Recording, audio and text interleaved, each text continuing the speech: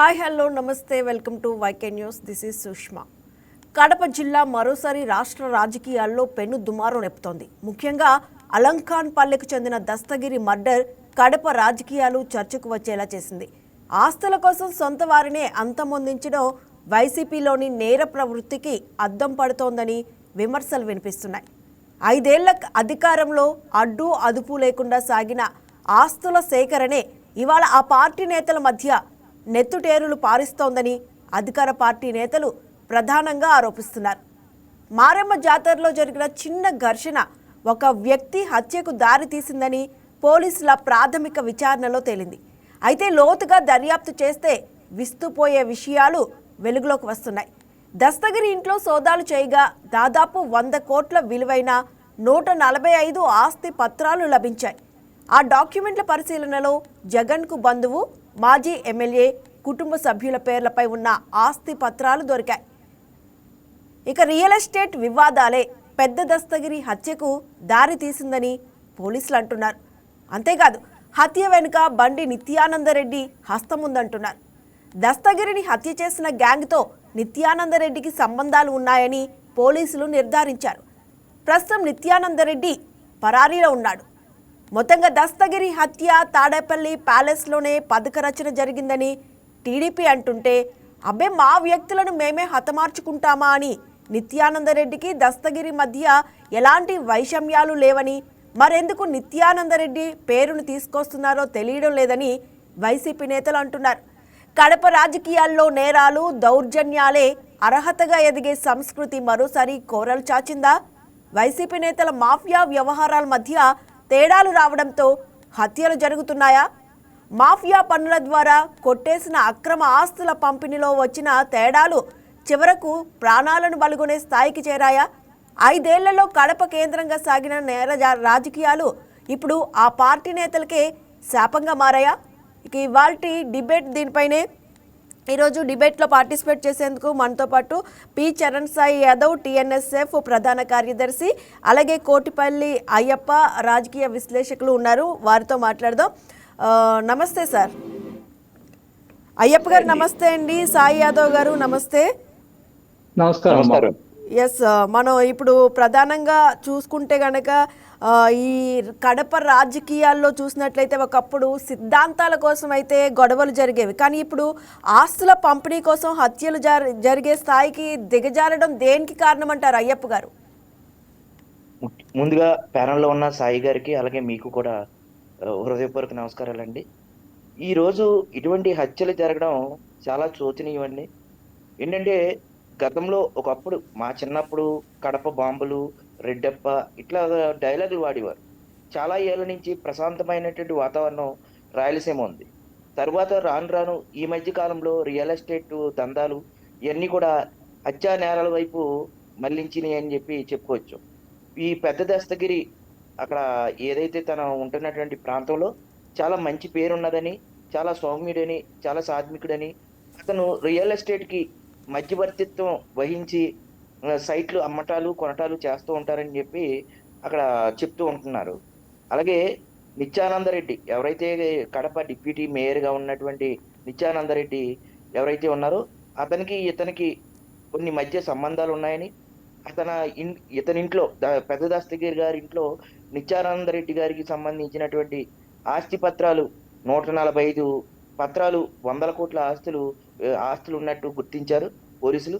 ఆ ఆస్తి పత్రాలు అతని చేతికి ఎలా వెళ్ళినాయి, ఎందుకు వెళ్ళినాయి అంటే వీళ్ళు ఏం చెప్తున్నారు, అతను మీడియేటర్ కాబట్టి మేము ఎవరైనా కొనడానికి అమ్మడానికి మేము అతనికి ఇచ్చాము అని వైసీపీ వాళ్ళు చెప్తూ ఉన్నారు.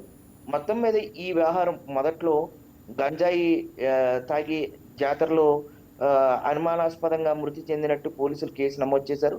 తరువాత దీని మీద మరింత లోతుగా దర్యాప్తు చేసినటువంటి పోలీసులు ఇప్పటికే 11 మందిని అరెస్ట్ చేయడం జరిగింది. అలాగే దస్తగిరి గారు ఇంట్లో కూడా పత్రాలు ఏవైతే ఉన్నాయో వాటిని స్వాధీనం చేసుకుని ఫోన్ కాంటాక్ట్స్ ఎవరెవరున్నారని కూపీ లాగితే నిత్యానందరెడ్డి గారు కూడా పేరు కూడా ఉన్నట్లు పోలీసులు వెల్లడించడం జరిగింది. ఈ నేపథ్యంలో వైసీపీ కూడా ఏం చెప్తుంది, మా వ్యక్తిని మేము ఎందుకు చంపుకుంటాం, అసలు నిత్యానందరెడ్డికి పెద్ద దస్తగిరికి అసలు గొడవలే లేవు, వాళ్ళిద్దరూ కూడా మంచి సంబంధాలు ఉన్నాయి, అసలు ఆ నిత్యానంద రెడ్డికి ఈ హత్యకి సంబంధం లేదని చెప్తుంది. వాళ్ళ వాదన పోలీసుల వాదన ఏంటంటే అప్పుడు ఈ హత్య చేసినటువంటి వ్యక్తుల్ని ఎవరైతే అదుపులోకి తీసుకున్నారో వారికి ఈ నిత్యానంద రెడ్డి గారికి కూడా గతంలో నుంచి కూడా సంబంధాలు ఉన్నాయని, సత్సంబంధాలు ఉన్నాయని, ఒక ప్లాన్ ప్రకారం, ఒక కుట్ర ప్రకారమే రియల్ ఎస్టేట్ లో జరిగినటువంటి గొడవల నేపథ్యంలోనే ఈ హత్య జరిగినట్టుగా పోలీసులు వెల్లడించారు. వాళ్ళు లోతైన దర్యాప్తు నిర్వహించారు.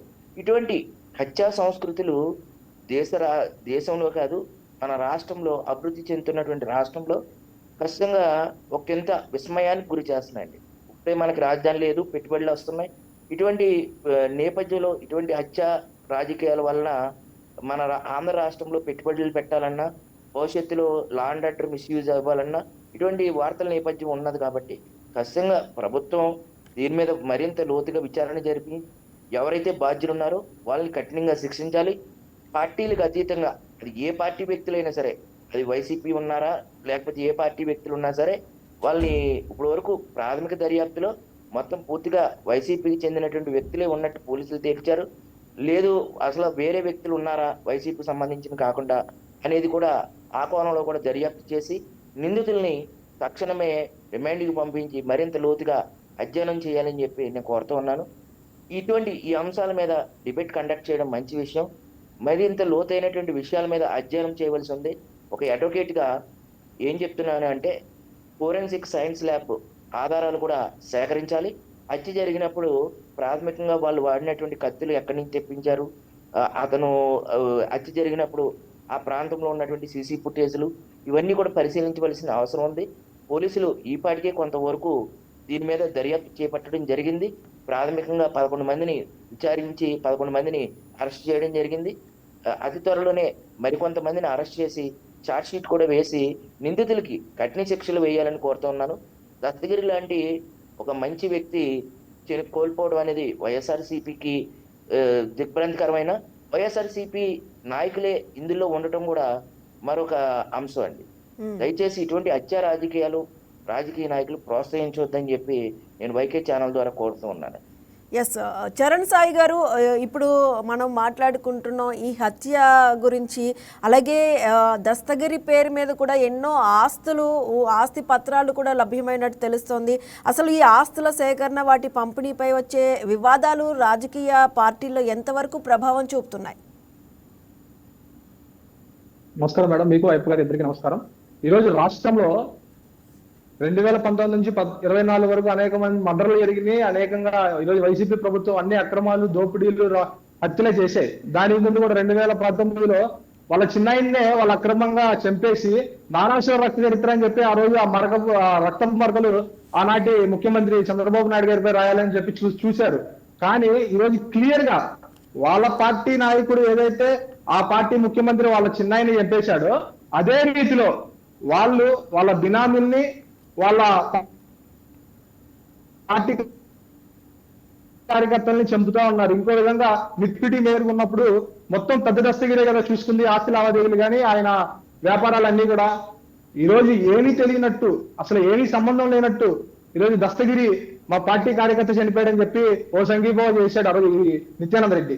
పూర్తిగా కేవలం ఆర్థిక లావాదేవీల కోసం మర్డర్ చేసి దాన్ని గంజాయి దాడి జరిగిందనే విధంగా కూడా సేమ్ టు సేమ్ చిన్నాయన మర్డర్ ఎట్లయితే వాళ్ళు రూపకల్పన చేసి సాక్షి మీడియాతో ప్రచారం చేశారో అదే విధిగా నిత్యానంద రెడ్డి కూడా ఈ పెద్ద దస్తగిరిని మర్డర్ చేసి చూపిస్తా ఉన్నాడు. ఈరోజు పోలీస్ శాఖ, ఈరోజు కడప జిల్లా ఎస్పీ గారిని మనం అభినందించాలి. ఈరోజు చిన్న విషయంతో లూపీలాగితే ఈరోజు ఈ విషయంలో ఏం జరిగిందో కూడా మొత్తం క్లియర్ గా డేటా ఈరోజు బయట పెట్టారు. కేవలం మర్డర్ జరిగిన 3 గంటల్లోనే ఈరోజు ఈ రవీందర్ రెడ్డి, అవినాష్ రెడ్డి సంబంధికులందరితో కూడా వాళ్ళు మాట్లాడి నిత్యానంద రెడ్డి వాళ్ళకి షెల్టర్ ఇచ్చిన విషయాన్ని ఈరోజు ఆ దుండగులు ఒప్పుకున్నారు. దీంట్లో క్లియర్ కనపడతా ఉంది. వైసీపీ వాళ్ళే వాళ్ళ పార్టీ కార్యకర్తలను కూడా ఆస్తి విషయానికి వచ్చి, డబ్బు విషయానికి వస్తే వాళ్ళ పార్టీ కార్యకర్తలను కూడా చెప్పుకోవడానికి వెనకాడరు. ఈరోజు రాష్ట్రంలో హత్యలకి, మానభంగాలకి, రౌడీజానికి పేటెంట్ రైట్స్ ఈరోజు వైసీపీ పార్టీ తయారవుతా ఉంది. వాళ్ళ పార్టీ నాయకులు ఏదైతే సిద్ధాంతాన్ని ఫాలో అవుతున్నారో వాళ్ళు అదే సిద్ధాంతాన్ని ఒక విధంగా ఫాలో అవుతా ఉన్నారు. వాళ్ళే చెప్తా ఉన్నారు ఈరోజు ధైర్యంగా మాకు ఏ మర్డర్లకు సంబంధం లేదని క్లియర్ కనపడతా ఉంది కదా. ఈరోజు రవీందర్ రెడ్డి గారికి తెలియదా? రవీందర్ రెడ్డి అనుచరుడు కాదా ఈ పెద్ద దస్తగిరి? పూర్తిగా వాళ్ళే మర్డర్లు చేసి ఆ హత్య రాజకీయాలని ఎదుటి వారికి రాయనని చెప్పి మరోసారి ఈ రోజు వైసీపీ ప్రయత్నం చేసింది. కానీ పోలీస్ విషయాలు క్లియర్ గా బయటికి లాగడంతో పూర్తిగా విఫలమయ్యి ఈ రోజు ఈ రవీందర్ రెడ్డి ఇదే విధంగా నిత్యానంద రెడ్డి ఇద్దరు కూడా పారిపోయడానికి రెడీగా ఉన్నారు. ఆల్రెడీ నిత్యానంద రెడ్డి పారిపోయారు. వాళ్ళ ఇంటికి కూడా పోలీసు వాళ్ళు వెళ్ళి మొత్తం విచారణ చేస్తే దగ్గరగా 175 ఒరిజినల్ డీడీ పేపర్స్ అన్ని కూడా బయటపడినాయి. వీటన్నిటిలో కూడా నిత్యానంద రెడ్డికి వాటాలు ఉన్నాయి. కేవలం ఈ రోజు తన ఆస్తి ఎక్కడైతే లాక్కుంటారనే భయంతో ఈ రోజు ఇలాంటి పెద్ద దస్తగిరి లాంటి వాళ్ళని మర్డర్ చేస్తా ఉన్నారు ఈ వైసీపీ వాళ్ళు. ఎస్, అంటే చరణ్ గారు ఇప్పుడు వైసీపీ హయాంలో భూములు కోల్పోయిన బాధితులు ఇప్పుడు ధైర్యంగా ముందుకొస్తున్నారు. అంటే దస్తగిరి వద్ద దొరికిన 100 కోట్ల పైచీలకు ఆస్తి పత్రాలను పరిశీలించి వాటిని బాధితులకు తిరిగిచ్చే ప్రక్రియను ప్రభుత్వం ఏమైనా స్పెషల్ డ్రైవ్ లాగా చేపడుతుందా? ఖచ్చితంగా మేడం, ఖచ్చితంగా ప్రభుత్వం ఆ డ్రైవ్ చేస్తా ఉంది. ఆల్రెడీ పెద్దిరెడ్డి గారు అక్రమాలుగా దోచుకున్న ప్రతి ఒక్క దాన్ని కూడా పేద ప్రజలకు తిరిగి ఇవ్వడానికి కూటమి ప్రభుత్వం సిద్ధమైంది. అదే విధిగా ఈ రోజు వీరు ఎక్కడెక్కడ దోపిడీ ఎక్కడెక్కడ దాచుకున్నారో ప్రతి ఒక్క దాన్ని కూడా ఈ రోజు తీసుకొని ప్రజలకు అప్పచెప్పే దాంట్లో కీలకంగా కూటమి ప్రభుత్వం పనిచేస్తా ఉంది. అదే విధంగా పోలీస్ వ్యవస్థకు కూడా పూర్తి స్వేచ్ఛను ఈ రోజు రాష్ట్ర ప్రభుత్వం ఇచ్చింది. అంతేందుకు మేడం, వాళ్ళ ప్రభుత్వం అధికారంలో ఉన్నప్పుడు మహిళా కమిషన్ చైర్మన్ ఒప్పుకుంది కదా. ఆ రోజు హత్యలు రేపులు మానవంగా జరిగితే వాటి మీద మాట్లాడే స్వేచ్ఛ కూడా ఒక కమిషన్ గా ఆ రోజు చైర్మన్ గా ఉన్న నాకేమలేదని చెప్పి ఆ రోజు వాళ్ళ పార్టీలో ఒక ముఖ్య నాయకురాలుగా ఉండి ఆ కమిషన్ చైర్మన్ గా పనిచేసిన వాసిరెడ్డి పద్మ గారు చెప్పారు కదా, పూర్తి స్వేచ్ఛ లేకుండా హత్యలు మానవంగాలు ఆడవాళ్ళ మీద అరాచకాలు చేశారని చెప్పి. ఖచ్చితంగా వీళ్ళు దాచుకున్న ప్రతిదాన్ని బయటికి తీస్తాం. పేద ప్రజలకు ఏదైతే వీళ్ళు దోచుకున్నారో ప్రతిదాన్ని కూడా తిరిగి అప్పచెప్పే బాధ్యత కూటమి ప్రభుత్వం తీసుకుంటుందని ఇంకోసారి మేము తెలియజేస్తా ఉన్నాం. ఎస్, అంటే చట్టం ముందు కూడా అందరూ సమానమే అని నిరూపిస్తూ కూడా కడపలో నేర సామ్రాజ్యాన్ని నడుపుతున్న బినామీల గుట్టయితే రట్టు చేయడం ద్వారా ప్రభుత్వం రాష్ట్ర వ్యాప్తంగా ఉన్న కబ్జాదారుల్ని బలమైన హెచ్చరిక పంపిందని అనుకోవచ్చా ఈ ఉదంతంతో? 100కి 200% మేడం.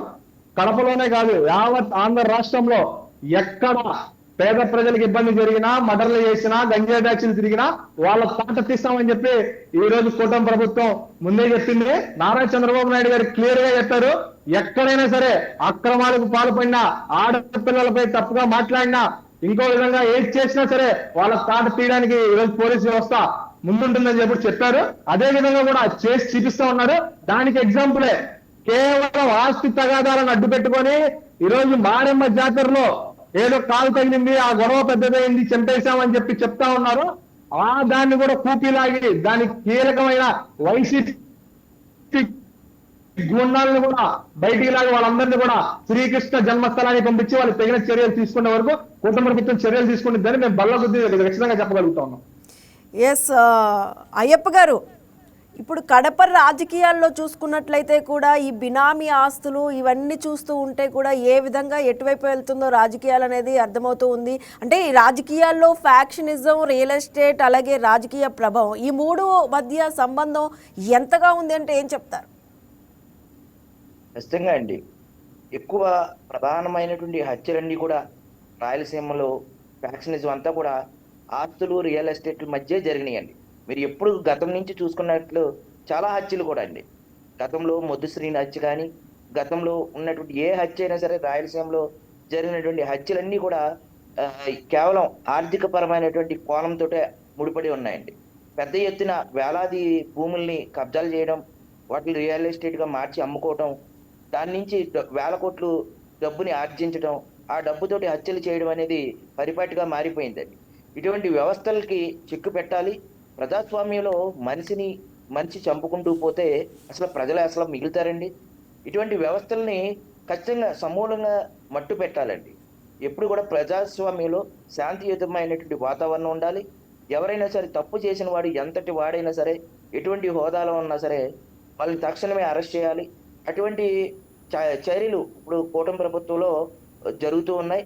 ఇప్పుడు ఈ హత్య ఏదైతే జరిగిందో, ఈ హత్యలో ఎస్పీ గారు ప్రత్యేకమైనటువంటి చొరవ తీసుకుని అసలు ఈ హత్య అనేది గంజాయి మత్తులో జరిగిందా, ఏప్రిల్ 6వ తారీఖున హత్య జరిగితే వెంటనే ఆయన నెక్స్ట్ డే నుంచే కొంత లోకల్లో ఉండేటువంటి ఎస్ఐసిఐ గారు ఇచ్చినటువంటి నివేదికల్ని మరింత లోతుగా పరిశీలించి 6వ తారీఖున జరిగినటువంటి ఈ మర్డర్ని వితిన్ 15 days లో 15 రోజుల్లోనే మొత్తం పూర్తి స్థాయి విషయాలన్నీ కూడా ప్రజల ముందు ఉంచడం చాలా అభినందనీయం. అలాగే ఈ హత్యకి సహకరించినటువంటి వ్యక్తులకి ఎవరైతే ఆవాసాలు కల్పించారో, ఆ ఆవాసాలు కల్పించినటువంటి వ్యక్తులకి ఈ దశ ఎవరైతే నిత్యానంద రెడ్డికి సంబంధాలు ఉన్నాయని వాళ్ళ ఫోన్ కాల్ డేటాలు కూడా తీసి ప్రాథమికంగా అతను ఈ హత్యలో భాగస్వామ్యం ఉందని నిర్ధారించడం జరిగింది. అదేవిధంగా నిత్యానంద రెడ్డి ఇంట్లో కూడా ప్రత్యేకమైనటువంటి బృందాలన్నీ కూడా దర్యాప్తు చేయడం జరిగింది.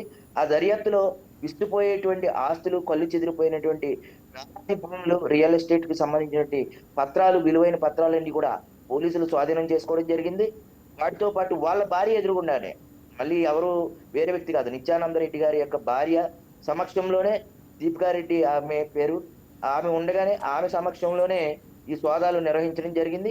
At the same time Dastagiri గారు కూడా, పెద్ద దస్తగిరి గారి ఇంట్లో కూడా సోదాలు నిర్వహిస్తే, ఎస్ అయ్యప్ప గారు, అంటే నిత్యానంద రెడ్డి గారి ఇంట్లో అర్ధరాత్రి పోలీసులు జరిపిన సోదాల్లో 3 బస్తాల కీలక డాక్యుమెంట్లు దొరకడం చూస్తుంటే ఈ కడపలో వైసీపీ హయాంలో సమాంతర ప్రభుత్వం నడిచిందన్నది నిజం కాదనిపిస్తుందా? అంటే ఈ ఆధారాలతో ఈ అక్రమ సామ్రాజ్యాన్ని శాశ్వతంగా కూల్చివేస్తారనుకోవచ్చా? అంటే ఇప్పుడు ఏదైనా చట్టం ద్వారా చేయాలండి. చట్టం తన పని తాను చేసుకుపోతుందని, ఇందులో కక్షపూరిత చర్యలు ఏమి లేకుండా వాస్తవాలని మరింత లోతుగా అధ్యయనం చేసి ప్రజల ముందుంచి ఎవరైతే బాధితులు ఉన్నారో, ఎవరైతే నిర్వాసితులు ఉన్నారో, వారి పట్ల ఎవరైతే ఈ అమానుషంగా ప్రవర్తించారో అవన్నీ కూడా విచారణ చేయవలసినటువంటి అవకాశం ఉందండి. ఇప్పుడు మనం ఏదైనా మాట్లాడితే కక్షపూరితంగా టీడీపీ ప్రభుత్వం వ్యవహరిస్తుంది లేదా కూటమి ప్రభుత్వం వ్యవహరిస్తుంది అనే శైలి కంటే కూడా పోలీసులే దాన్ని ఛేదించి వాస్తవాల్ని ప్రజల ముందు పెట్టారండి ఈ హత్యలో. అలాగే ముందు ముందు కూడా ఆ ఆస్తి పత్రాలు ఎలా వచ్చాయి, అవి బినామీల పేరు నుంచి సంపాదించారా, ఎలా సంపాదించారు, ఆ ఆస్తికి సరైన పత్రాలు ఉన్నాయా లేదా అని మరింత లోతుగా విచారణ చేయాలి. ఆ గతంలో ఉండేటువంటి అధికారాన్ని అడ్డం పెట్టుకుని సంపాదించి అక్రమాల ద్వారా ప్రభుత్వానికి కట్టవలసిన ట్యాక్సులు కట్టకుండా, లేదంటే విలువైన ప్రభుత్వ భూములు కొట్టేశారా, లేకపోతే ఎవరైనా బాధితులు ఉన్నారా, ఇవన్నీ ఇంత లోతుగా అధ్యయనం చేయాలి. చేసిన తర్వాత వాటినన్నిటిని కూడా శాశ్వతంగా ప్రభుత్వం స్వాధీనం చేసుకుని వాటిని ఎవరైతే పేద బడుగు బలహీన వర్గాలు ఉన్నాయో వారికి పంచిపెట్టాలని చెప్పి మేము కోరుతూ ఉన్నాం. ఇట్లా సంపద అంతా కూడా ఒకే వ్యక్తి దగ్గర కేంద్రీకృతం అయిపోయి ఉంటే పేద బడుగు బలహీన వర్గాలకి అన్యాయం జరుగుతుంది. ఖచ్చితంగా ఇలాంటి వ్యవస్థలకి చెక్ పెట్టాలి. ఇలాగా అన్యాయంగా కొంతమంది బలవంతులేమో ఆస్తులు సంపాదించుకోవడం, హత్యలు చేయడం అనేది జరగకూడదు. ఇంకా ఏమన్నా ఈ ఆస్తి గొడవలు ఒక పెద్ద దస్తగిరి ఒక్కళ్ళే బలైపోయారండి. మరి ఇంకా అయ్యప్ప గారు, కడపలో ఫ్యాక్షన్ రాజకీయాలు ఇప్పుడు రియల్ ఎస్టేట్ మాఫియాగా రూపాంతరం చెందాయని భావిస్తున్నారా? అంటే దీనివల్ల సామాన్య ప్రజల ఆస్తి హక్కులకు కలిగే ముప్పును ఎలా అంచనా వేస్తారు? ఖచ్చితంగా అండి. ఎలా అంటే అండి, ఈ రియల్ ఎస్టేట్ వల్లే గొడవలు జరుగుతున్నాయండి. రియల్ ఎస్టేట్ లో వేల కోట్లు సంపాదించారు. ఇప్పుడు మనం చెప్పుకుంటున్నాం అండి, హత్య జరిగిపోయిన తర్వాత మనం మాట్లాడుకోగలుగుతున్నాం. మరి ఈ నిత్యానంద రెడ్డి గారే కాకుండా ఇంకా ఈ కడపలో ఉండేటువంటి ఈ రియల్ ఎస్టేట్ దందాలు ఎవరైతే ఉన్నారు, ఎక్కడెక్కడ ఉన్నారు, వాళ్ళు ఎవరైతే ఆస్తులు సంపాదించారు, ఎవరైనా అభియోగాలు ఉన్నాయా, వీటి మీద కూడా కీలకంగా ఈ హత్య కేసు ముడిపడి ఉన్న వ్యక్తులే కాదు, అసలు రియల్ ఎస్టేట్ దందాలు చేసినటువంటి కడపలో ఉన్నటువంటి వ్యక్తులందరి మీద కూడా సమూలంగా ప్రక్షాళన చేయాలంటే వాళ్ళందరి మీద కూడా సుమోటోగా విచారణ జరపాలి. విచారణ జరిపి వాళ్ళు ఏదైనా ఇటువంటి ఏమన్నా హత్యలకి ఏమన్నా వేరే వ్యక్తులు కూడా ఇంకా వేరే వ్యక్తుల్ని ఈ రియల్ ఎస్టేట్ దందాల హత్యలకి పథకాలు రచించారా, ప్లాన్లు వేశారా, ఇటువంటివన్నీ కూడా మరింత లోతుగా అధ్యయనం చేయాలి. అలాగే నిత్యానంద రెడ్డి గారు ఒక దస్తగిరి గారు మాత్రమే చనిపోయారు అనేది కాదండి, ఇంకా వేరే వ్యక్తులతోటి ఆయనకి ఏమైనా వైర్యాలు ఉన్నాయా, వేరే వ్యక్తులతోటి గొడవలు ఉన్నాయా, ఆ బాధితులు ఎవరు, ఇవన్నీ కూడా మరింత లోతుగా అధ్యయనం చేయాలండి. ఇప్పుడు ఒక దస్తగిరి గారు మాత్రమే ఇది ఏదో గంజాయి హత్య కింద నిరూపించడానికి ప్రయత్నం చేశారు, ఈ హత్య బయటకు వచ్చింది.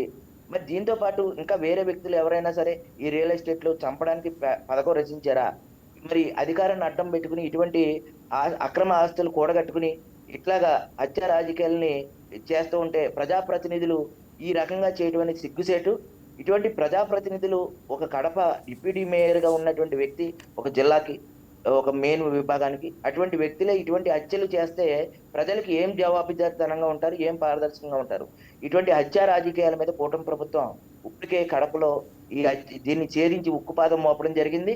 భవిష్యత్తులో కూడా మరిన్ని ఏమన్నా ఇటువంటి గొడవలు ఏమన్నా జరుగుతాయా లేదని చెప్పి పోలీసుల్ని ఒక స్పెషల్ టీమ్గా ఏర్పాటు చేసి ఈ రియల్ ఎస్టేట్ దందాలకు, ఈ హత్య రాజకీయాలకు చెక్ పెట్టాలి. ఖచ్చితంగా అండి, మీరు అడిగింది ఒక పాయింట్. రియల్ ఎస్టేట్ వ్యాపారం అనేది హత్య రాజకీయాలకి తెరలేపిందా అంటే ఖచ్చితంగా ఈ రియల్ ఎస్టేట్ వ్యాపారాలు గత ప్రభుత్వంలో ఉన్నటువంటి అధికారాన్ని అడ్డం పెట్టుకుని ఆ కడప జిల్లాలో పేటరేగిపోతున్నటువంటి ఈ ఎవరైతే రియల్ ఎస్టేట్ దందాలు చేసినటువంటి వ్యక్తులు ఎవరైతే ఉన్నారో వారందరినీ గుర్తించవలసిన అవసరం ఉందండి. ఈ ఒక్క కేసుతోటే మనం సరిపెట్టకూడదు. ఇంకా చాలా ఎవరెవరైతే ఈ రియల్ ఎస్టేట్ దందాలు చేశారు, ఎవరైతే ఇంకా ఏమన్నా వేరే హత్యలు ఏమైనా జరిగినాయా, వేరే హత్యలు జరిగి అవి ఆధారాలు లేకుండా క్లోజ్ చేసి ఉన్నారా, ఆ హత్యల్లో ఎవరెవరి భాగస్వామ్యం ఉంది, ఇంకా కడపలో కూడా ఇంకా కొన్ని ఘటనలు జరిగినాయి అని చెప్పి పోలీసులు చెప్తూ ఉన్నారు. గతంలో కొన్ని హత్యలు జరిగాయని, ఆ హత్యలను కూడా బయటికి తీయవలసినటువంటి అవసరం ఖచ్చితంగా ఉందండి. ఇటువంటి మరిన్ని హత్యలు లేకపోతే మరిన్ని గొడవలు జరగకుండా పోలీసులు కట్టుదిట్టమైనటువంటి చర్యలు తీసుకోవాలి. బాధిత కుటుంబాలు ఎవరైతే ఉన్నారో వీళ్ళ బాధిత కుటుంబాలని వాళ్ళు తక్షణమే కూటమి ప్రభుత్వం ఆదుకోవాలని చెప్పి నేను కోరుతూ ఉన్నాను. ఎస్ చరణ్ గారు, గత 5 ఏళ్లుగా టచ్ చేయడానికి కూడా భయపడిన వ్యక్తుల ఇళ్లలోకి ఇప్పుడు పోలీసులు సోదాలకు వెళ్తున్నారంటే పోలీసులకు ఇచ్చిన స్వేచ్ఛ సంపూర్ణంగా అమలవుతుందని అనుకోవచ్చా? దానికి నిదర్శనమే నిన్న మీరు చూశారు కదా, కడపలో జరిగిన 15 రోజుల్లో రాజకీయ నాయకులు, ఒక డిప్యూటీ మేయర్ లాంటి వాళ్ళు ఉన్నా సరే ఎటువంటి భయపడకుండా పూర్తి స్వేచ్ఛతో ఈరోజు పోలీస్ వ్యవస్థ సంపూర్ణంగా రాష్ట్ర ప్రభుత్వంలో నడిపిస్తా ఉంది.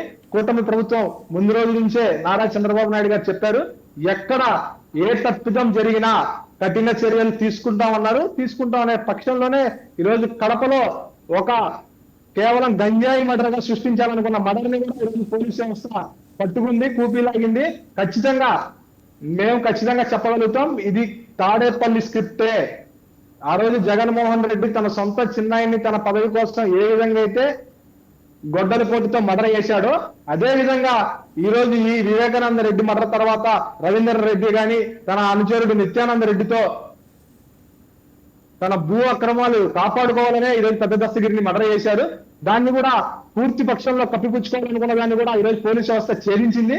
ఆ విషయమే కదా నేను దాదాపు తెల్లవారుజామున 4 గంటల వరకు కూడా ఈరోజు నిత్యానంద రెడ్డి ఇంట్లో మొత్తం పేపర్లని లబ్ధం చేసుకున్నారు. దగ్గర 500-600 కోట్ల రూపాయలు ఈరోజు నిత్యానంద రెడ్డి అక్రమంగా సంపాదించాడు. ఈ రోజు ఈ వైసీపీ ప్రభుత్వంలో ఆనాడు 2019 నుంచి 24 వరకు కూడా జగన్మోహన్ రెడ్డి కొండల్ని చేశాడు. చరణ్ గారు, ఈ హత్య వెనుక కుట్ర తాడేపల్లి స్థాయిలోనే జరిగిందని ఆరోపిస్తున్నారు. దీనికి సంబంధించి ఎలాంటి ఆధారాలు ఉన్నాయి?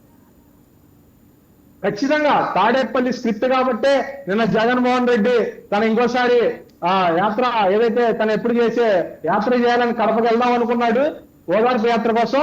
ఇక మొత్తం ఈరోజు కూటమి ప్రభుత్వం పోలీస్ వ్యవస్థ బయట పెట్టిన మొత్తాన్ని చూసి దడుచుకొని ఈ రోజు ఆ కుటుంబాన్ని కూడా తన పార్టీ కార్యకర్తకి ఏదైనా ఇబ్బంది జరిగితే నేను పరామర్శిస్తా అని చెప్పిన జగన్మోహన్ రెడ్డి ఈరోజు తన పార్టీ కార్యకర్త ఈరోజు కడప జిల్లాలో ముఖ్యంగా తన తమ్ముడు అవినాష్ రెడ్డితో, తన మేనమామ రవీందర్ రెడ్డితో అత్యంత సన్నిహితుడుగా ఉన్న పెద్ద దస్తగిరి చచ్చిపోతే ఎందుకు చూడ్డానికి వెళ్ళలేకపోయాడు? ఈ మర్డర్ చేయించింది ఖచ్చితంగా తాడేపల్లి ప్యాలెస్ లో నుంచి వచ్చిన స్క్రిప్ట్ మాత్రమే. పూర్తిగా జగన్మోహన్ రెడ్డికి తెలుసు, ఈ రోజు తన తమ్ముడు అవినాష్ రెడ్డికి తెలుసు, తన మేనమామ రవీందర్ రెడ్డికి కూడా తెలుసు ఈ హత్య ఎలా జరిగింది, ఈ హత్య కారకులు ఎవరు. దానికి ఆధారమే కదా మర్డర్ జరిగిన 3 గంటలకి, కేవలం 3 గంటల వ్యవధిలోనే 11 మందికి కూడా ఆశ్రయం కల్పించిన నిత్యానంద రెడ్డి కదా. దాన్ని ఆల్రెడీ నిందితులు ఒప్పుకున్నారు కదా. ఎస్, అంటే నిందితుడు పరారీలో ఉంటే జగన్ గారు మృతుడింటికి వెళ్లి పరామర్శించడం అంటే బాధితుడి మీద ప్రేమతోనా లేక తన పార్టీ నేత చేసిన నేరాన్ని కప్పిపుచ్చే రాజకీయ వ్యూహం అంటారా? ఖచ్చితంగా రాజకీయం మేడం ఇదంతా. వాళ్ళకి కేవలం ఈరోజు లక్షల కోట్ల ఈరోజు వ్యవస్థను ఈరోజు జగన్మోహన్ రెడ్డి ఆంధ్ర రాష్ట్ర ప్రజల నుంచి దోచుకుంటున్నాడు. అది చూసే వాళ్ళ కింద అనుచరులు కూడా అదే విధంగా ఈరోజు ప్రభుత్వ స్థలాల్లో అనేక చోట్ల ఈరోజు అక్రమాలుగా పాల్పడతా ఉన్నాయి.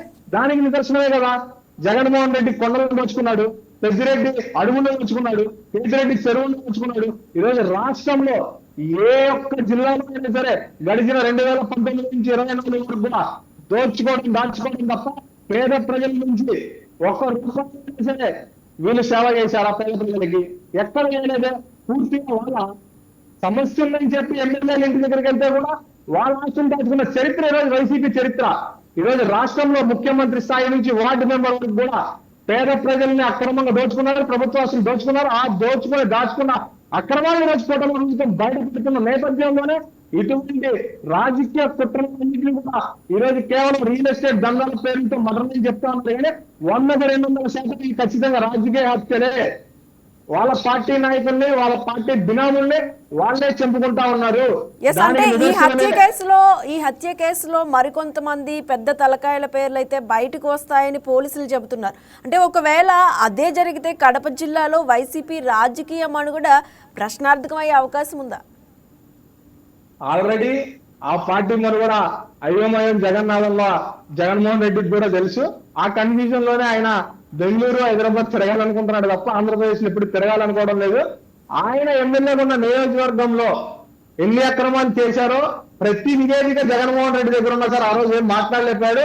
తన తమ్ముడు అవినాష్ రెడ్డి ఎన్ని కోట్లు దోచుకున్నాడో వాటి మీద ఏ రోజు జగన్మోహన్ రెడ్డి మాట్లాడు. తన సొంత మేనమామ రవీందర్ రెడ్డి అనుచరుడే కదా నిత్యానంద రెడ్డి. ఆ నిత్యానంద రెడ్డితో వ్యాపార లావాదేవీలు ఉన్నాయి కదా పెద్ద దస్తగిరికి. ఖచ్చితంగా ఈ రాజకీయ హత్యలో రవీందర్ రెడ్డి గారి పాత్ర ఉంటుంది, అవినాష్ రెడ్డి గారి పాత్ర ముఖ్యంగా ఉంటుందని చెప్పి మేము తెలియజేస్తా ఉన్నాం. ఖచ్చితంగా నిత్యానంద రెడ్డికి ఇప్పుడు కూడా ఆశ్రయం కల్పిస్తుంది తాడేపల్లి వారు మాత్రమే. ఎస్ చరణ్ గారు, అంటే కడపలో రియల్ ఎస్టేట్ మాఫియా అధికారులను బెదిరించి దస్తావేజులు మార్చారని ఆరోపణలు ఉన్నాయి. మరి ఈ ప్రభుత్వం ఇప్పుడు ఆ రెవెన్యూ రికార్డులను పారదర్శకంగా ప్రక్షాళన చేయగలదా? ఖచ్చితంగా మేడం. ఆ రోజు చంద్రబాబు నాయుడు గారు మొన్న కూడా 3 నెలల క్రితం కూడా క్లియర్ గా చెప్పారు, ఎక్కడైతే వైసీపీ వాళ్ళు దోచుకున్నారో వాటన్నిటిని కూడా పేద ప్రజలకి తిరిగి ఇచ్చే కార్యక్రమం ఈ రోజు కూటమి ప్రభుత్వం తీసుకుంటా ఉంది. ఈ రోజు దానికి నిదర్శనమే కదా. ఈ రోజు పెద్దిరెడ్డి తన కొండల్ని ఆగక అడవుల్ని దోచుకుంటే కూడా అడవుల్ని తిరిగి ఎక్కడెక్కడ ఏం దోచుకున్నా మొత్తం ప్రభుత్వం స్వాధీనం చేసుకోవడానికి కూటమి ప్రభుత్వంలో పవన్ కళ్యాణ్ గారు తిరిగారు. అదే విధిగా ఈ రోజు రాష్ట్రంలో ఈ ముఠాకోరులు ఎవరైతే ఉన్నారో, ఈ భూ కబ్జాదారులు ఎవరైతే ఉన్నారో వాళ్ళు దాచుకున్న ప్రతిదీ కూడా ఈ రోజు పేద ప్రజలు పంచడానికి కూటమి ప్రభుత్వం సిద్ధంగా ఉంది. దానికి తగిన చర్యలన్నీ కూడా ఈ రోజు రెవెన్యూ శాఖ తీసుకుంటా ఉంది. నిన్న జరిగిన మర్డర్లో కూడా పోలీసు వారు రెవెన్యూ శాఖను దగ్గర పెట్టుకొని దగ్గర 100 కోట్లకు సంబంధించి ప్రభుత్వ సంఖ్య పరంగా 100 కోట్లు అంటే అది బయట ఎన్ని వందల కోట్లు మీరు ఒకసారి ఆలోచించుకోవాల్సిన అవసరం ఉంది. ఇక్కడ ఈ రోజు డబ్బు విషయానికి వచ్చేసరికి కోట్ల రూపాయలు ఈ రోజు వాళ్ళు అక్రమంగా ప్రజల దగ్గర దోచుకున్న డబ్బులు ఒక దగ్గర దాచుకుంటే ఈ రోజు ప్రభుత్వ స్థలాన్ని దోచేసుకొని ఆ డాక్యుమెంట్స్ అన్ని కూడా వీళ్ళ దగ్గర పెట్టుకొని చేస్తున్న పక్షాన క్లియర్ గా కనబడతా ఉంది. అయ్యప్ప గారు, ఒక మాజీ డిప్యూటీ మేయర్ 145 ఆస్తి పత్రాలు ఇంట్లో కూడా దొరకడం. ఎస్ అయ్యప్ప గారు, టెక్నికల్ ఇష్యూ ఉన్నట్టుంది, సిగ్నల్ మళ్ళీ జాయిన్ అవుతారు. ఎస్ చరణ్ గారు,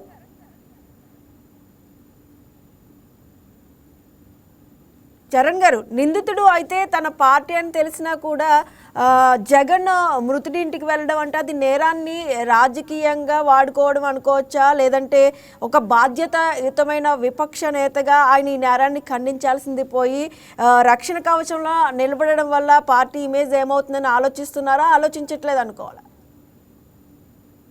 జగన్మోహన్ రెడ్డి గారికి క్లియర్ గా తెలుసు ఇది తను పంపించిన స్క్రిప్ట్ మాటరే అని. ఆ రోజు చిన్నాయిని చంపేసి ఆ రోజు చంద్రబాబు నాయుడు గారి చేతికి గొడ్డలు పెట్టి నారాసుర చరిత్ర అని చెప్పి ఇచ్చారు. ఈ రోజు అదే మాదిరి స్క్రిప్ట్ మాదిరి ఈ రోజు దాని దస్తగిరి మర్డర్ను కూడా ఈ రోజు ఏదైతే గంజాయి వాళ్ళు చేశారని చెప్పి సృష్టించాలని చేశారు. దాన్ని పోలీసు వారు పూర్తిగా కూపటి వేలుతో తీసి పూర్తి ఆధారాలతో ఈ రోజు బయట పెట్టిన తర్వాత ఈ రోజు తాడేపల్లి వారికి ఏం చేయాలో అర్థం కాని పక్షంలో ఈ రోజు తను వెళ్ళి సంఘీభావం తెలుపుదామని కూడా తను ఓదార్చాలనుకున్నది కూడా ఈ రోజు వదిలేసుకొని కేవలం బాధితుల వైపు కాదు నేను నిందితుల వైపే ఉంటానని చెప్పి ఈరోజు జగన్మోహన్ రెడ్డి గారు ఇంకోసారి తెలుసుకున్నారు. కేవలం తాడేపల్లి స్క్రిప్ట్ ఏదైతే ఉందో అది మాత్రమే ఈరోజు కడపలో అమలు చేస్తా ఉన్నాడు.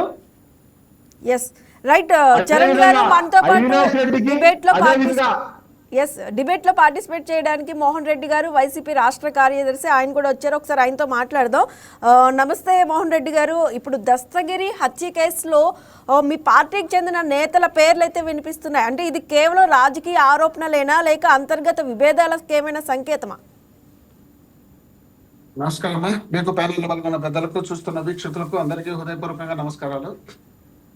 నేనైతే వాళ్ళు ఏం మాట్లాడారో వినలేదు, కాకపోతే నాకు తెలిసిన సబ్జెక్ట్ నేను మాట్లాడుతున్నాను. దస్తగిరి, పెద్ద దస్తగిరి అనే క్యాండిడేట్ వైఎస్ఆర్ కాంగ్రెస్ పార్టీకి క్యాండిడేట్ అతను వీళ్ళకి తెలుసునో లేదో మాకు తెలుసు. వైఎస్ఆర్ కాంగ్రెస్ పార్టీకి సంబంధించినటువంటి వ్యక్తి. రేపు బీసీ రిజర్వేషన్ ఏదైనా కార్పొరేషన్ లో వస్తే అతనికి డిప్యూటీ మేయర్ కానీ చేయాలనే ఆలోచన మా పార్టీ ఉండేది. అతను రియల్ ఎస్టేట్ వ్యాపారం చేస్తున్న వ్యక్తి. అతను రియల్ ఎస్టేట్ వ్యాపారం చేస్తున్నటువంటి దస్తగిరి అన్ని పార్టీలతో సంబంధాలు ఉన్నాయి, అందరితో వ్యాపారస్తులతో సంబంధాలు ఉన్నాయి. కాబట్టి అతని ప్రత్యేకించి ఒక పార్టీ వల్లే చంపినారు అనేది తీసుకురావడం ఒక ఎత్తు అయితే, రెండోది మొన్న దాదాపు 20 రోజులు అవుతుంది. ఒకటి అక్కడ ఆలంకానపల్లిలోని ఒక పర్స జరిగితే ఆ పర్సకు సంబంధించినటువంటి వ్యక్తి అక్కడ అంటే ఏటలు కోసుకోవడము అలాంటివన్నీ జరుగుతాయి. ఆ ప్రాంతానికి వెళ్ళినప్పుడు అక్కడ కొందరు మీరు చెప్పినప్పుడు ఇంతకుముందు చెప్పిన గంజాయి బ్యాచ్ లాంటి వాళ్ళ వ్యక్తులు అక్కడపై దాడి చేసి గలాట చేసి అతని మీద గాయపరిస్తే, ఆ గాయపరిచినటువంటి వ్యక్తి పోలీస్ స్టేషన్ కి వెళ్ళి, అయ్యా నాకు ఇక్కడ ప్రాణ రక్షణ కావాలి, నాకు ఇబ్బందికరమైన సందర్భం ఉంది, నన్ను చంపే పరిస్థితి ఉంది అని చెప్పి అతను కోరితే అక్కడ ఉన్నటువంటి పోలీసులు స్పందించకపోతే అతను రిమ్స్ కు వెళ్ళి అక్కడ ఆ ట్రీట్మెంట్ తీసుకుంటూ రిపోర్ట్ తీసుకొని ఆ రిపోర్ట్ని ఆధారంగా చేసి అక్కడ ఉన్నటువంటి స్టేషన్ లో కంప్లైంట్ చేయాలనే ఉద్దేశంలో భాగంగా వెళ్ళి ఆ హాస్పిటల్ నుండి బయటకు వచ్చి ఇట్లా వేరే వచ్చేటప్పుడు అక్కడ అటాక్ చేసి చంపినటువంటి బ్యాచ్ అది. ఆ బ్యాచ్ చంపిన తర్వాత అప్పటికప్పుడు పోలీసులు అంతవరకు కోరుకున్నటువంటి పోలీసులు అప్పుడు ఏదో యాక్షన్ చేసి వచ్చినారంటే, ఇప్పుడు నేనేమంటున్నానంటే అతను నాకు ప్రాణ రక్షణ కావాలి అన్నప్పుడు ప్రభుత్వం ఎవరిది? జగన్మోహన్ రెడ్డి కదా. ఎవరు ప్రభుత్వంలో ఉండేది? జగన్మోహన్ రెడ్డి కదా. మీరు మాకు రక్షణ కావాలి అని చెప్పి మా పార్టీకి సంబంధించినటువంటి వ్యక్తి మీ దగ్గరికి వచ్చి వేడుకుంటే మీరు పట్టించుకోకుండా వదిలిపెట్టిన తర్వాత మీ గంజాయి బ్యాచ్, మీ ఎమ్మెల్యే గారు చెప్పారు, మాధవిరెడ్డి గారు గుర్తుందో లేదో, ప్రతి ఇంట్లో గంజాయి ఉంది, ప్రతి ఇంట్లోనూ గంజాయి ఉంది, ఇంట్లో ఉన్నటువంటి వృద్ధుల్లో మహిళల్లో ఇబ్బందికరమైనటువంటి సందర్భం ఉంది, ఇబ్బంది పెడుతున్నారని నాకు ఫోన్ చేసి చెప్తున్నారు. అమ్మా నా కొడుకు గంజాయి దగ్గర చెడిపోయినాడు తల్లి, నోన్న రక్షించి తల్లి అని నాకు చెప్తున్నారు అని చెప్పినటువంటి సంఘటనలు కళ్ళ ముందర కోకొల్లలుగా ఉంటే దాన్ని పక్కన పెట్టేసి జగన్మోహన్ రెడ్డి గారంట వాళ్ళ చిన్నాయన్ని చంపినారంట, వీళ్ళు చంపినారంట, వీళ్ళు చంపిస్తున్నారంట, ఈ కార్యక్రమం వీళ్ళు మొదలు పెడితే మరి చంద్రబాబు నాయుడు గారు రామారావు గారిని చంపించినారు కదా, హరికృష్ణ గారిని చంపించినారు కదా, ఆ తర్వాత జూనియర్ ఎన్టీఆర్ తల్లిని తిట్టించినారు కదా, ఆ తర్వాత పార్టీలో ఉన్నటువంటి కుటుంబాన్ని అంతా గబ్బు పట్టించి బక్కకు దొబ్బేసినారు కదా. ఏం మాట్లాడతారమ్మా? మోహన్ రెడ్డి గారు మీరు ఇవన్నీ చెప్తున్నారు కదా, ఇప్పుడు మృతుడు పెద్ద దస్తగిరి వద్ద అసలు 100 కోట్లకు పైగా విలువైన 145 ఆస్తి పత్రాలు దొరకడంపై అనేక సందేహాలు వ్యక్తమవుతున్నాయి. మరి ఒక సాధారణ కార్యకర్త వద్ద ఇంత భారీ స్థాయిలో డాక్యుమెంట్లు ఉండడం వెనుక రాజకీయ నాయకుల ప్రమేయం లేదని మీరు ఖచ్చితంగా చెప్తారా? ఇప్పుడు నేను చెప్పినట్టు దీన్ని ఒక్కటే పరిగణలోకి తీసుకుంటే చాలు. ఇప్పుడు అతని దగ్గర 100 కోట్లకు పైబడినటువంటి డాక్యుమెంట్లు ఉన్నాయి కదా. 100 కోట్లు పైబడే డాక్యుమెంట్లు ఉన్నప్పుడు మర్డర్ చేసినటువంటి వ్యక్తులు లేక ఎవరైనా పోయి ఆ ఇంటికి పోయే డాక్యుమెంట్ల కోసం వెతికి ఉంటే ఏదో నాయకుడు సంబంధం ఉంది, ఆ ప్రమేయంతో ఇతను చంపినారని అనుకోవడానికి 100% వాస్తవం అనుకోవచ్చు. మరి చంపిన తర్వాత అక్కడ వెళ్ళింది ఎవరు? వెళ్ళిన వాళ్ళు పోలీసులు కదా తీసిండేది. మరి నిజంగా చంపాలనుకున్నటువంటి ఏ పారిశ్రామికవేత్త లేక వ్యాపారస్తుడా లేక రాజకీయ కూడా ఎవరైనా చంపించి ఉంటే దీన్ని అడ్వాన్స్ గా ముందే దాన్ని ప్రిపేర్ అయ్యేటువంటి డాక్యుమెంట్లు కూడా తెచ్చుకునే పరిస్థితి వచ్చేది కదా. వివేకానంద రెడ్డి గారిని చంపినప్పుడు వివేకానంద రెడ్డి గారిని చంపినటువంటి వ్యక్తులు, వీళ్ళకి సంబంధించినటువంటి వ్యక్తులు అక్కడ డాక్యుమెంట్ కోసం ఎతికినటువంటి సందర్భం కూడా దీన్ని గుర్తు చేసుకోవాల్సిన అవసరం ఉంది. సాక్షాత్తు వివేకానంద రెడ్డి గారిని చంపినప్పుడే డాక్యుమెంట్ ఎత్తుకున్నారంటే ఈ క్యాండిడేట్ పోయినప్పుడు డాక్యుమెంట్లు ఎత్తుకురా.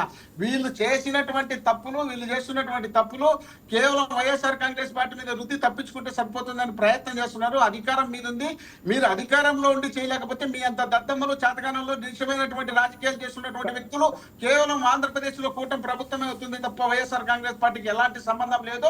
ఒకవేళ ఉంటే నిరూపించండి అయ్యా.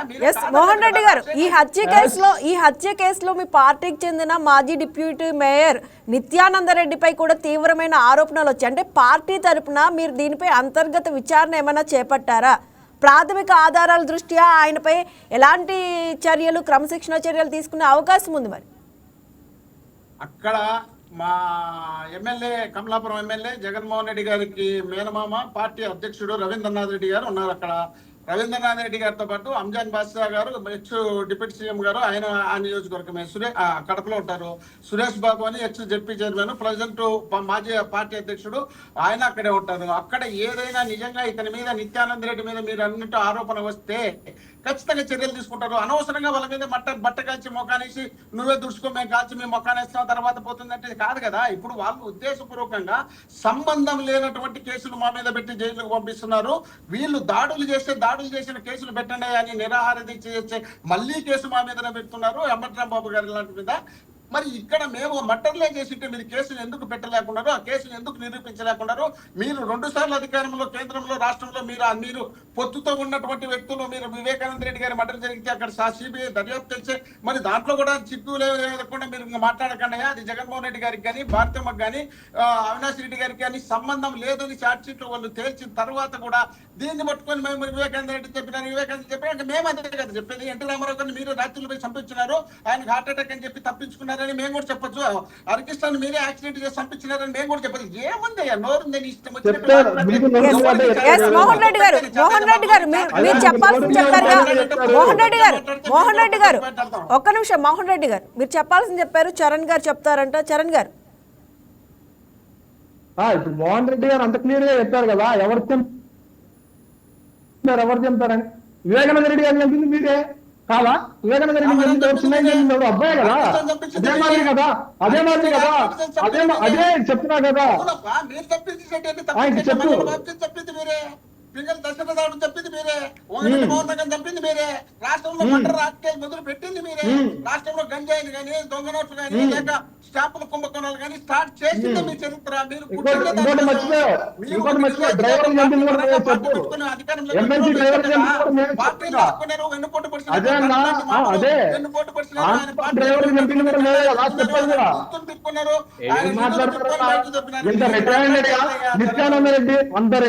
నిత్యానంద రెడ్డి చంపిన హంతకులకి 3 గంటల్లో షెల్టర్ ఇచ్చి అంత ప్రూవ్ అయితే కూడా పోలీస్ డిపార్ట్మెంట్ దగ్గర నిత్యానంద రెడ్డి అంత డైరెక్ట్ గా మర్డర్లో ఇన్వాల్వ్ అయ్యి వాళ్ళందరికీ షెల్టర్ ఇచ్చారని చెప్పి నిందితులు ఒప్పుకుంటే కూడా దాన్ని మేము చేయలేదు, మా పార్టీకి సంబంధం లేదని చెప్తారు. మీరు ఇప్పుడు కూడా చేసింది మీరు ఆర్థిక లావాదేవీల కోసం చేసింది మీరు కేవలం 100 కోట్ల రూపాయలు ఈ రోజు దస్తగిరి. మీరు ఇంకోటి చెప్తా, పోలీసులు వాళ్ళ ఇంటికి వెళ్ళినప్పుడు పోలీసులే లాక్కున్నారు ఫైల్స్ అని.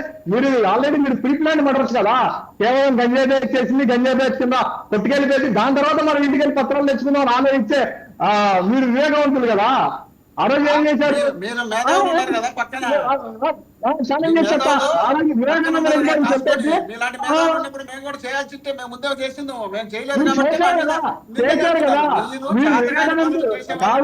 వివేకవంతులు కాబట్టి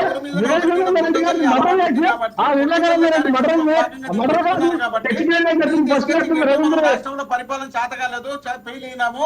ఎక్కడ చూసినా దేవాలయం తీసింది మన పార్టీ, అన్ని చోట్ల అనుకుంటున్నారు. పీఠాపురం నుండి శ్రీకాళహస్తి నుండి రాజంపేట నుండి మొత్తం అన్ని చోట్ల జనసేన మనం తన్నుకుంటున్నాం.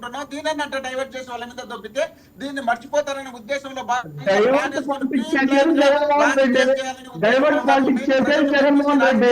చేసిన సందర్భం మీ చరిత్రలో రాజకీయాలు ప్రజలను మెప్పించి చేయలేదు. మీరు ప్రజలను ఏదో విధంగా మిస్గైడ్ చేసి ప్రజలను ఏదో విధంగా నమ్మించి మసిపూసి మారేడుకాయ చేసి అధికారంలోకి రావాలని ప్రయత్నం చేస్తారు తప్ప ప్రజల్లో విశ్వాసం సంపాదించుకొని ప్రజలను మెప్పించుకొని ఓటేయించుకొని గెలిచాలనే ఆలోచన ఏ ఒక్కసారి కూడా లేదు. 4 సార్లు ముఖ్యమంత్రి అయితే 3 సార్లు ఎన్నికలు జరిగితే ఆ ఎన్నికల్లో ఏ ఒక్క రోజు కూడా సింగిల్ గా పోటీ చేసి గెలిచిన సందర్భం లేదు. ఎప్పుడు ఎవరిని పట్టుకోవాలా, ఎవరితో అబద్ధాలు చెప్పాలా, ఎవరికొరికి మోసాలు చేయాలా, ప్రజలకు నమ్మించాలా, ప్రజలకు అబద్ధాలు చెప్పాలా, ఇన్ని చేసి మీరు అధికారంలోకి వస్తారు తప్ప మీ అంతటా మీరుగా స్వచ్ఛంగా ఒక్కసారి కూడా అధికారంలోకి రాలేదు. 15 సంవత్సరాలు ముఖ్యమంత్రిగా ఉన్నటువంటి వ్యక్తికి ఒక్క పథకం ఇది నాది అని చెప్పుకునేదానికి అవకాశం లేదు. అలాంటి పరిపాలన మీరు చేస్తున్నారు కాబట్టి, మీ పరిపాలన బాగలేదు కాబట్టి, జనం మిమ్మల్ని విమర్శిస్తున్నారు కాబట్టి ఏదో విధంగా డైవర్ట్ చేయాలనే ఉద్దేశంలో భాగంగా జరిగినటువంటి పరిణామాలను తీసుకొచ్చి మాకు రుద్ది మీరు తప్పించుకోవడానికి ప్రయత్నం చేస్తున్నారు. నిజంగా వాస్తవం అయితే జగన్మోహన్ రెడ్డి గారి వాళ్ళ చిన్నానం చెప్పిండేది నిజమని మీరు నిరూపించలేకపోతే ముక్కు నేలకు రాయాల్సిన బాధ్యత మీ పైన ఉంది. అనవసరమైనటువంటి నిందలేసి ఎలక్షన్ చేసి మీరు ఎలక్షన్ లో లబ్ధి పొందినారు. వివేకానంద రెడ్డి కేసు ద్వారా మీరు లబ్ధి పొందినారు. చేసినటువంటి వాళ్ళు మీరే కాబట్టి ఈ రోజు బయటపడకుండా అధికారం ఉంది కాబట్టి దాచిపెట్టుకుని మీరు బయటపడకుండా నడుస్తున్నారు. మేము చేసి ముట్టి ఈ పార్టీకి కేసులన్నీ మా మీద పెట్టేవాళ్ళు. సంబంధం అంటే కేసు ఎందుకు మా మీద నిరూపించలేకపోయినారు? మీరు ఎందుకు నిరూపించలేకపోయినారు? సంబంధం లేని కేసులన్నీ మా మీద పెట్టారు కదా. మరి ఇది నిజంగా సంబంధం అంటే నిరూపించలేదంటే మీకు ప్లాన్ వేసుకొని చేస్తున్నారు రాజకీయాలు.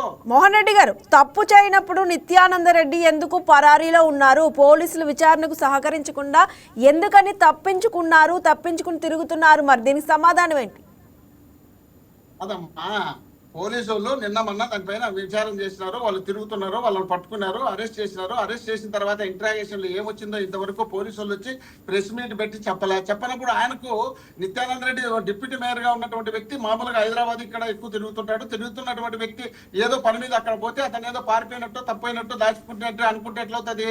ఏదో పని మీద పోకుండా ఉంటారని ఇదే మర్డర్ చేసింటే ఏదో ముందే ప్లాన్ గా ఉంటే చూసుకోవచ్చు కదా. దాన్ని అనవసరంగా మనం తప్పే కదా. మోహన్ రెడ్డి గారు, మరి ఎఫ్ఐఆర్ లో నిందితులు మీ పార్టీ వారే అని తేలినప్పుడు జగన్మోహన్ రెడ్డి గారు మృతుడి ఇంటికి వెళ్ళి దాన్ని రాజకీయ హత్యగా చిత్రించడం పోలీసుల దర్యాప్తును పక్కదారి పట్టించడమా కాదా?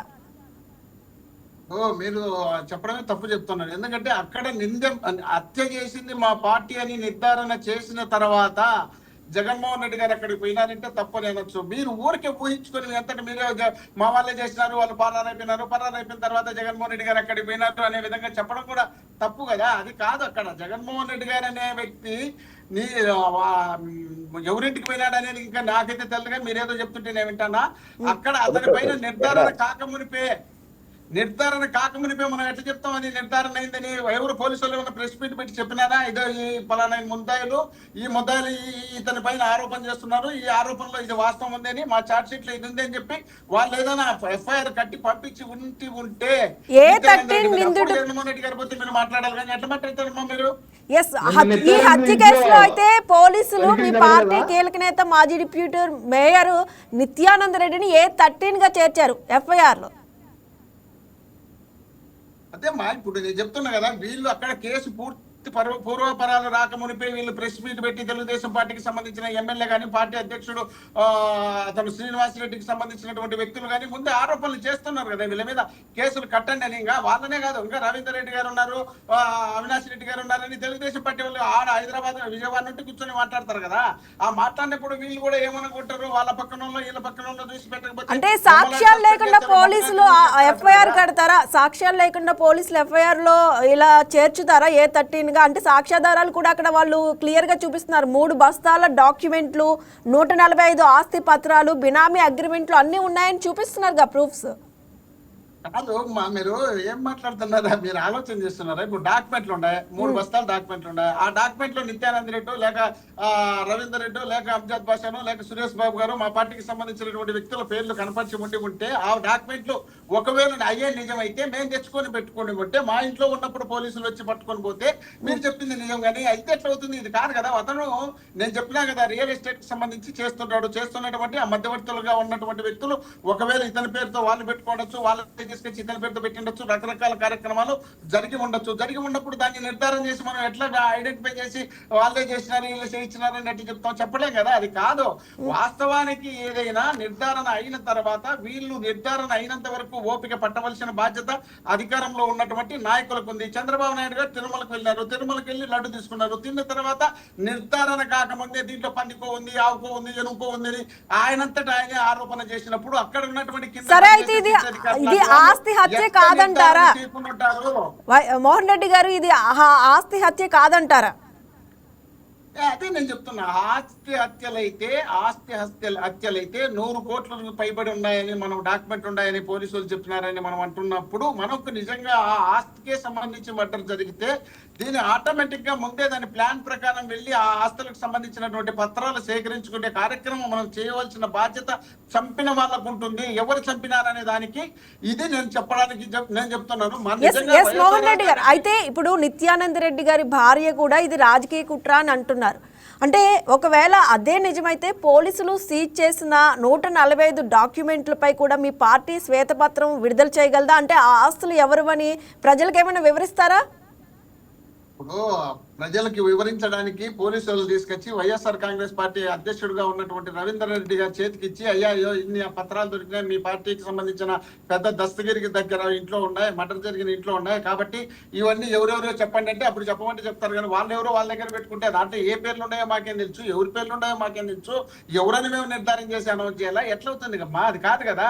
వాళ్ళు ఏదో చేసే వాళ్ళు పోలీసు వాళ్ళు చేస్తారు కదా. ఆ నిర్ధారణ జరిగిన తర్వాత ఎవరెవరు ఎక్కడెక్కడ ఏ ఆస్తులు ఉన్నాయి, ఈ ఏ ఆస్తులు ఎవరెవరితో తీసుకున్నారు అనే నిర్ధారణ జరిగిన తర్వాత వాళ్ళు ప్రెస్ మీట్ పెట్టి అయితే చెప్తారు కదా. చెప్పినప్పుడు మనకు అందరికీ తెలుస్తుంది కదా. తెలియకముందే ఎందుకు అంత తొందరపడాలా? వాస్తవం ఏదనేది ఉంది తెలిసిన తర్వాత మాట్లాడడం ఎట్లుంటుంది, తెలియక ముందే మాట్లాడితే ఎట్లుంటుంది? అనవసరమైనటువంటి సందర్భం లేనటువంటి కేసులన్నీ తీసుకొచ్చి మా మీద పెడతారు. మా మీద డైరెక్ట్ గా పోలీసుల సాక్ష్యమే పెట్టి దాడులు చేసి ఇల్లు బలగొట్టి ఇల్లు కాల్చి అన్ని చేసి దాన్ని కేసు పెట్టండి అయ్యా కురుగో ముర్రో అని నిరాహార దీక్ష చేస్తే ఆ నిరాహార దీక్షను పక్కన పెట్టి మళ్ళీ అతని మీదనే కేసు పెడతారంటే ఇక్కడ మర్డర్లు జరిగినప్పుడు వీళ్ళు కేసులు పెట్టకుండా అంటారు. మా పార్టీకి సంబంధించినటువంటి వ్యక్తిని మర్డర్ చేస్తే ఆ కేసులు తీసుకొచ్చి మా మీద రుద్దడానికి బ్రహ్మాండమైనటువంటి ఒక ఎత్తుగడ ప్లాన్ వేసుకొని రాజధాని నుండి ఈడి వరకు అదే పనిగా కూర్చొని చేస్తున్నారంటే వీళ్ళకు రాష్ట్రంలో పూర్తి నిర్వీర్యం అయిపోయింది పరిపాలన. ఎక్కడ చూసినా ప్రజలు తిరుగుబాటు చేసే పరిస్థితి వచ్చింది, ప్రజల్లో వ్యతిరేకత వచ్చింది. వ్యతిరేకత వచ్చిన తర్వాత డైవర్ట్ పాలిటిక్స్ చేయడానికి మొదలు మోహన్ రెడ్డి గారు, మోహన్ రెడ్డి గారు, అన్యాయాలు జరిగిన పోలీసులే కదా A13 గా పెట్టింది. ఇప్పుడు నేను చెప్తున్నా కదా, మీరు నేను చూడంగా, మీరు నేను అందరం చూడంగా తిరుమలకు వెళ్ళినటువంటి చంద్రబాబు నాయుడు గారు లడ్డు తీసుకున్న తర్వాత దీంతో కలిసింది అనే తర్వాత కలిసిన తర్వాత సిట్ అనేది వేస్తే సిట్ చేతిలో ఉన్నప్పుడు సిట్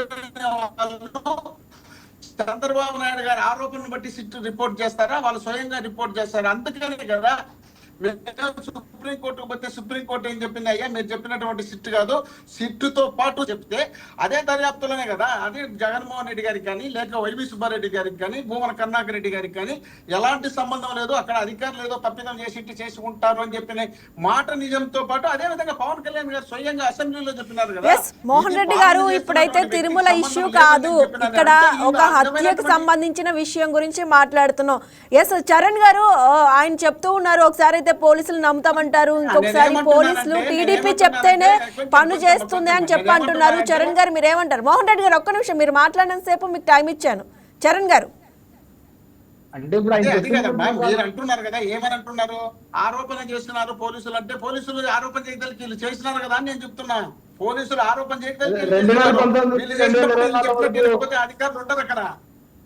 ఓకే చరణ్ గారు, 2019 నుంచి 2024 వరకు జగన్మోహన్ రెడ్డి చెప్తే పోలీసు వ్యవస్థ నడిచింది. ఆ విధంగా కూటమి ప్రభుత్వంలో నడవదన్నా? నువ్వు ఎంతసేపు మేము మర్డర్ కేసులు మీ మీద పెట్టలేదు కదా. మర్డర్ కేసులు పెట్టినా మీరు చేసింది అదే కదా. సొంత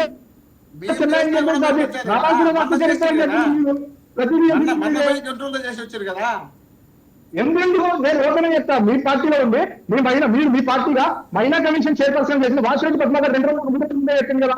రాష్ట్రంలో ఆ రోజు వైసీపీ ప్రభుత్వం అధికారంలో ఉన్నప్పుడు రేట్లు అన్ని జరిగితే వాటి మీద చర్యలు తీసుకున్నాం. జగన్మోహన్ రెడ్డి చెప్తే నువ్వు దయచేసి ఇలాంటి దాన్ని ఇన్వాల్వ్ అవుతూ సజ్జల రామకృష్ణారెడ్డి గారు ఇవే బయటికి రాకుండా చూసుకోవద్దని చెప్పి మీ పార్టీ నాయకులు చెప్పింది కదా. మొన్నటి దాకా 2019 చెప్తారు బయటికి మోహన్ రెడ్డి గారు ఒక్క నిమిషం మాట్లాడండి. చరణ్ గారిని మాట్లాడండి. చెప్తారు అంటారా? పార్టీలో ఉన్నప్పుడు చెప్తే అది కరెక్ట్ అంటారు. పార్టీలో ఉన్నప్పుడు చెప్తేనే కదా ఆమెను బయటకు పంపించింది. మీరు అంత సీన్ లేదు. తొలగించిన తర్వాత బయటకు వచ్చి ప్రభుత్వం పోయాక బయటకు వచ్చింది. బయటకు వచ్చిందామా? ఎంతసేపు మీరు చేసిన హత్యలు, మీరు చేసిన మానభంగాన్ని మీరు అన్ని దాచుకోవడం తప్ప. జగన్మోహన్ రెడ్డి చిన్న ఆయన చంపాడు, ఆ పార్టీ ఎమ్మెల్సీ కార్ డ్రైవర్ పెట్టాడు. మీరు అదే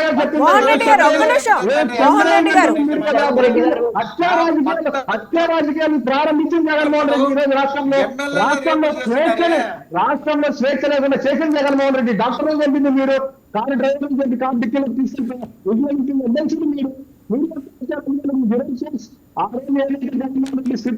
స్థితిలో మీ పార్టీ నాయకులు ఏదైతే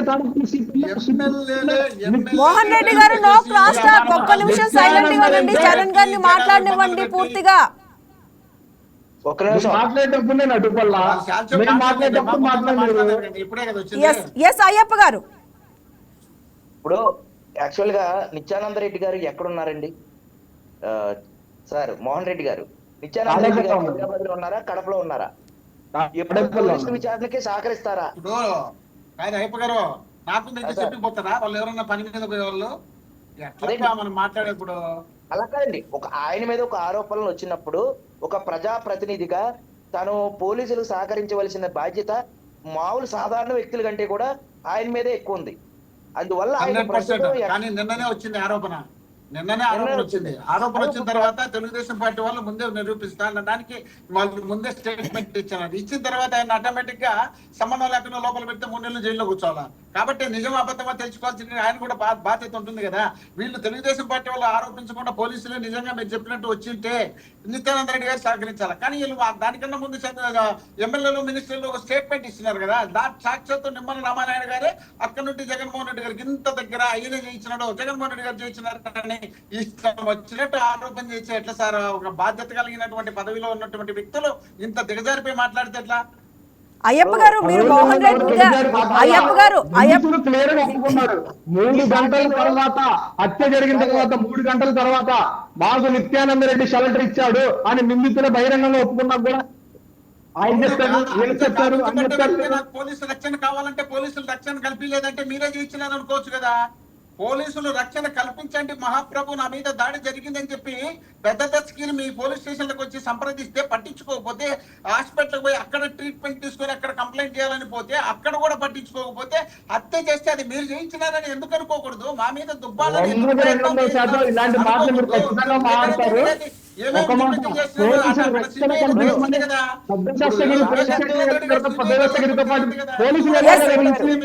ఎవరో ఒకరు మాత్రమే మాట్లాడండి. క్రాస్ టాక్ అయ్యేసరికి అది అర్థం కావట్లేదు. చెప్పాల్సింది మాత్రం చెప్పండి. మళ్ళీ మీరు క్రాస్ టాక్ తర్వాత మళ్ళీ మీకు టైం వచ్చినప్పుడు మాట్లాడండి. మీ వైసీపీ ప్రభుత్వంలో మంత్రిగా పనిచేసినటువంటి పార్థసారథి గారు ఇప్పుడు నిన్న ఒక స్టేట్మెంట్ ఇచ్చారు, మీరు విన్నారో లేదో. ఆయన ఇచ్చినటువంటి స్టేట్మెంట్ కి మీరు ఏమన్నా స్పందిస్తారా? ఆయన ఏం చెప్పారు?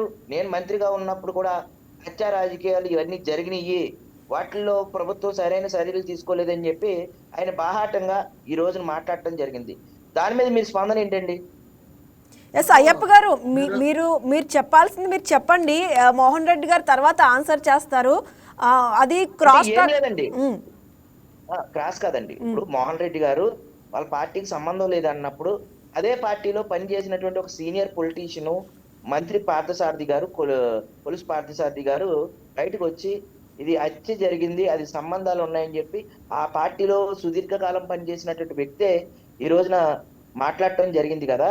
మరి ఇటువంటి వార్తల నేపథ్యంలో తప్పు చేసిన వ్యక్తులు వైఎస్ఆర్సీపీలో ఉండొచ్చు, టీడీపీలో ఏ పార్టీలో ఉండొచ్చు, కానీ నిందితుల్ని కప్పిపుచ్చే కార్యక్రమాలు చేయకూడదు. ఇప్పుడు ఆయనకి ఏటట్టిన్గా అతను ముద్దాయిగా చేర్చారు, వాళ్ళ ఇంట్లో సోదాలు నిర్వహిస్తున్నారు, ఇప్పుడు నిందితులకి షెల్టర్ ఇచ్చారన్నారు. ఇవన్నీ ఆరోపణలు ఉండబట్టే కదండి అతని పేరు చేర్చారు. ఇప్పుడు అతని పేరు చేర్చిన తర్వాత అతని విచారణకి అతను సహకరిస్తారా లేదా? ప్రస్తుతం అతను ఎక్కడున్నారు? పోలీసులు పరారీలో ఉన్నారంటారు. మోహన్ రెడ్డి గారు రియల్ ఎస్టేట్ వ్యాపారం మీద హైదరాబాద్ కడప తిరుగుతున్నారు. హైదరాబాద్ నుంచి కడప 300 కిలోమీటర్లు 400 కిలోమీటర్లు ఉంటుంది. మినిమం 5-6 గంటలు లేకపోతే 8 గంటల్లో వచ్చేస్తారు. మరి నిన్న అనగా జరిగినప్పుడు ఇప్పుడు హైదరాబాద్లో అయినా సరే ఇది పోలీసులు కుట్ర, నా మీద కావాలని బురచెల్లారు, నేను చట్ట ప్రకారం నేను వెళ్తాను, నేను నిర్దోషిగా నిరూపించుకుంటానని చెప్పి ఆయన బయటకు వచ్చి ఆయన మాట్లాడాలి కదా. ఆయన తరపు అయినా సరే తర్వాత ఉన్నటువంటి నాయకులు వైఎస్ఆర్సీపీలో ఆయన తరపు పనిచేసినటువంటి నాయకులు మేయర్గా పనిచేశారు, డిప్యూటీ మేయర్గా. తర్వాత ఉన్న నాయకులు కూడా ఈయనకి సంబంధం లేదు, ఎవరైతే డిప్యూటీ మేయర్ గారికి సంబంధం లేదు, మిగతా ఈ వ్యక్తి హత్య చేయలేదు, దీంట్లో నిరూపించుకోవడానికి మేము సిద్ధంగా ఉన్నామని చెప్పి వాళ్ళైనా సరే ప్రెస్ మీట్ పెట్టాలి కదండి.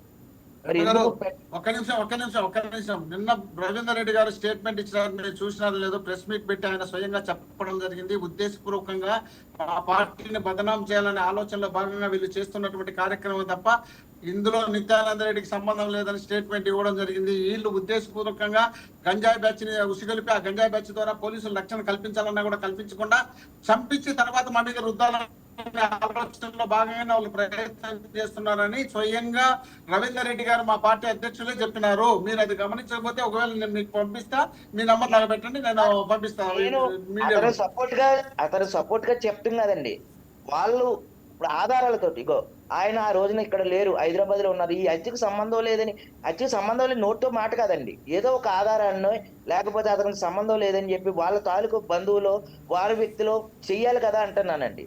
ఇప్పుడు అతను పలానా చోటకి వెళ్ళారు, మా మీద ఇలా ఆరోపణ అవన్నీ అట్టిలో ఉన్న వాళ్ళు ఆరోపణ చేశారు కాబట్టి మేము ప్రత్యారోపణకు ఆన్సర్ ఇచ్చినాం, వాళ్ళ ఆరోపణకు ఆన్సర్ ఇచ్చినాం. నెక్స్ట్ వాళ్ళు ఏదైనా రుజువులు చూపించగలిగితే, నిజంగా వాళ్ళు చేసినటువంటి మేము చేసినామని చెప్పి రుజువు చూపించగలిగితే, అప్పుడు మేము చూపించలేకపోతే సాక్ష్యాలు నిజంగా మేము ఒప్పుకుంటాం. సంబంధం లేనట్టు తీసుకొచ్చి మాకంట కట్టి వాళ్ళు చేసి మా మీద రుద్దితే మేము ఒప్పుకోవాలంటే ఎట్లవుతుంది సార్ అది? అంటే నిందితులు ఒప్పుకున్నారు కదా, నిందితులు ఒప్పుకున్నారు కదా. మర్డర్ జరిగిన నిత్యానంద రెడ్డి మాకు ఇచ్చారని చెప్పి అది గంజాయి కాదు. పేరం రవి ఎవరు, పేరం రాజు ఎవరు, వెంకటేశ్వర రెడ్డి ఎవరు, వైసీపీ కార్యకర్తలు ఒక్కొక్కరి మీద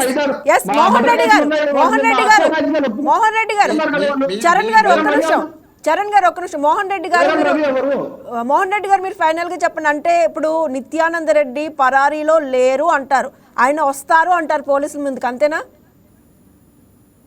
ఇప్పుడు మీరు చెప్పినట్టు నిత్యానంద రెడ్డి గారు స్టార్టింగ్ లో చిన్న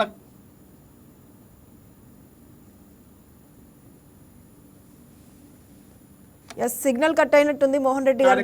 లీడర్ గా ఎదిగినటువంటి వ్యక్తి, లీడర్ గా ఎదిగిన తర్వాత ఆయన ఇప్పుడు వీళ్ళు ఉద్దేశపూర్వకంగా ఆయన మీద కేసు పెట్టారు. కేసు పెట్టిన తర్వాత అఖిల ఆరోపణ చేసినప్పుడు ఆరోపణ చేసి ఖచ్చితంగా అధికారం వాళ్ళ చేతిలో ఉంది, మమ్మల్ని అరెస్ట్ చేస్తారు, అరెస్ట్ చేసి లోపల పెట్టి అనవసరంగా ఇబ్బందులు పెడతారనే ఉద్దేశంలో భాగంగా ఆయన వెళ్ళిన తర్వాత రాకుండా ఉండొచ్చు. దీనికి పూర్తి స్థాయిలో ఎంక్వైరీ పూర్తి అయిన తర్వాత వాస్తవాలు వెళ్తే నిజంగా ఇతను తెలిసి వచ్చి సరెండర్ అవుతాడు, లేదా మీరు చెప్పినట్టు ప్రెస్ మీట్ పెట్టి వాస్తవాలు ఏందనేది వివరిస్తారు. అంతే కదమ్మా, అంత తొందరపడి మనం మాట్లాడితే మర్డర్ జరిగి 20 రోజులు అయితే 20 రోజులు అయితే ఇంతవరకు పట్టించుకోకుండా, అంటే ఒక ఫోన్ కాల్ కూడా అందుబాటులో లేనంతగా ఉన్నారంటారా నిత్యానంద రెడ్డి గారు? ఒక ఫోన్ కాల్ కూడా అందుబాటులో లేనంతగా ఉన్నారా? ఫోన్ కాల్ ఎవరు ట్రై చేసినారు? డిపార్ట్మెంట్ ఎవరు ట్రై చేశారు? మా ఫోన్ కాల్ చంద్రబాబు నాయుడు గారు ట్రై చేసినారా? చంద్రబాబు నాయుడు గారు ఎందుకు చేస్తారు? పోలీసులు కదా చేస్తారు, పోలీసులు కదా చేస్తారు. ఫోన్ కాల్ ఎవరు ట్రై చేసినారు? పోలీసులు ట్రై చేసినారా? వచ్చినట్టు వీళ్ళు ఎమ్మెల్యేలు మంత్రులు వాళ్ళు ఆరోపణ చేస్తే దాని ఆధారం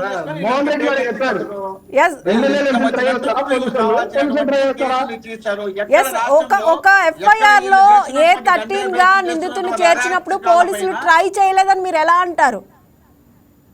పోలీసులు ట్రై అక్కడ నిర్ధారణ కాగలిగితే పోలీసులు ఎట్లా ట్రై చేస్తారు? వీళ్ళు ఆరోపణలు బట్టి వాళ్ళ పేర్లు ఎక్కిస్తున్నారు. ఆ పేర్లు ఎక్కించేటి నిలబడకపోతే మా ఉద్యోగాలు పోతాయని భయం కూడా వాళ్ళకు ఉంది. ఆ భయాన్ని దృష్టిలో పెట్టుకుని కూడా వాళ్ళు చెప్పిన ఫోర్స్ కోసం వాళ్ళు పేర్లు ఎక్కించారు. ఆ పేర్లు ఎక్కించిన తర్వాత ఫోన్లు చేసి అతకచ్చి పట్టుకొచ్చుకోవడానికి అంత తొందరపడడానికి వీళ్ళకి నిర్ధారణ అయితే పూర్తి కావాలి కదా. వీళ్ళ మనస్సాచి ఒప్పుకోవాలి కదా, పోలీసులకు మనస్సాచి ఒప్పుకోవడదు. వాళ్ళ ఒత్తిడి మేరకు వాళ్ళ ఫోర్స్ మేరకు వీళ్ళు ఆరోపణ చేసినప్పుడు పేరు పెట్టాలంటే పేరు పెట్టినారేమో, మరి అది కూడా ఇంకా నాకు తెలియదు. మీరు అంటున్నారు పొద్దున పేరు అని, కానీ నిర్ధారణ అవుతుంది కదా, అంతలో తేలుతుంది కదా.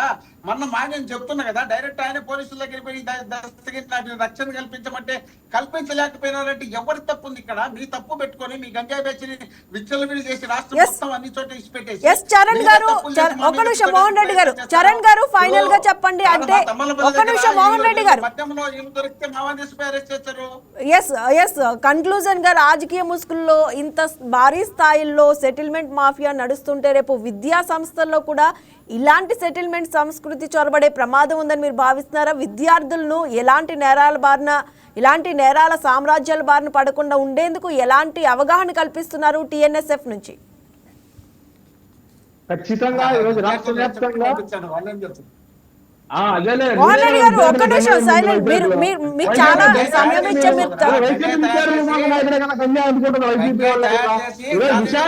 విశాఖ పబ్లిక్ గా మీ వైసీపీ నాయకులే కదా రాష్ట్రంలో వృద్ధుల వరకు గంజాయి సారాయి తాపే అలవాటు నేర్పించారు. మీరు అధికారంలోకి వచ్చిన తర్వాత గంజాయిని మోహన్ రెడ్డి గారు గంజాయిని పెంచి పోషిస్తున్నారు మీ నాయకులు. గంజాయిని తీసుకొచ్చి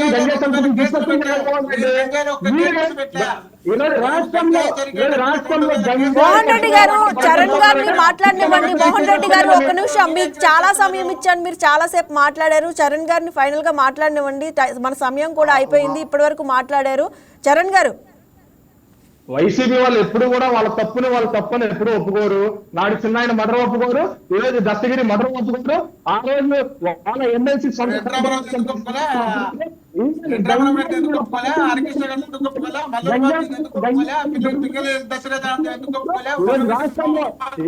మోహన్ రెడ్డి గారు మీరు సైలెంట్ గా ఉండాలి. చరణ్ గారు ఫైనల్ గా నేను అడిగిన దానికి ఒక్కదానికి ఆన్సర్ చెప్పేయండి. కన్క్లూజన్ చెప్పరు కదమ్మా, అడిగిన ఆన్సర్ చెప్పరు, అడగని ఆన్సర్ కంటే ఆన్సర్లు చెప్తారు. కాబట్టి మేము మధ్యలో వచ్చాము.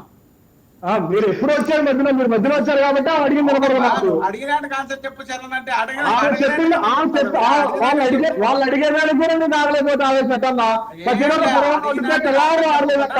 ఈరోజు ఎంతసేపు నువ్వు చెప్తా ఉన్నావు, ఈరోజు రాష్ట్రంలో గంజాయి అనే దాన్ని తృణప్రాయంగా ఎక్కడా లేని విధంగా ఈరోజు గంజాయి నిర్మూలన చేయడానికి రాష్ట్ర ప్రభుత్వం చర్యలు తీసుకుంటా మోహన్ రెడ్డి గారు ఒక్క నిమిషం.